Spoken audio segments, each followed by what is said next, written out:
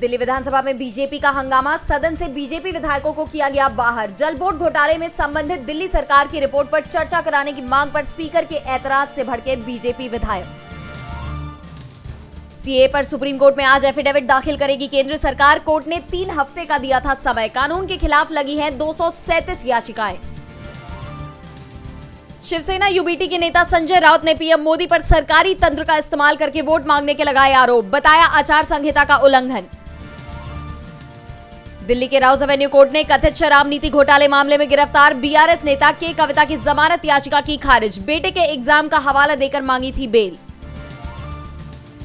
लोकसभा चुनाव के लिए आम आदमी पार्टी ने लॉन्च किया नया नारा। सीएम केजरीवाल की गिरफ्तारी को बनाया चुनावी कैंपेन। आपका नया नारा, जेल का जवाब वोट से।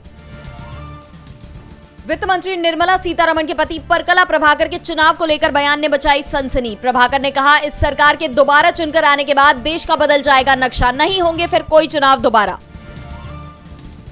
मुख्यमंत्री अरविंद केजरीवाल को सीएम पद से हटाने की मांग करने वाले को हाईकोर्ट से मिली फटकार। कोर्ट ने याचिकाकर्ता पर भारी जुर्माना लगाने की कही बात। याचिका को बताया पब्लिसिटी स्टंट।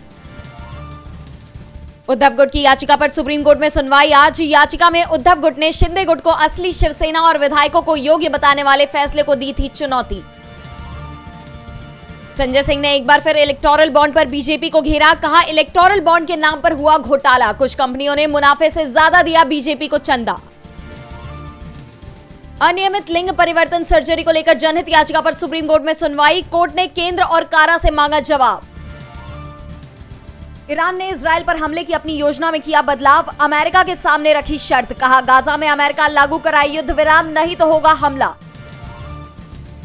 हमास के गढ़ राफा में जाने की तैयारी में इजराइल। सेना ने गाजा इलाके से वापस बुलाए अपने सैनिक। इजरायली सेना प्रमुख ने कहा, हम अभी रुकने वाले नहीं।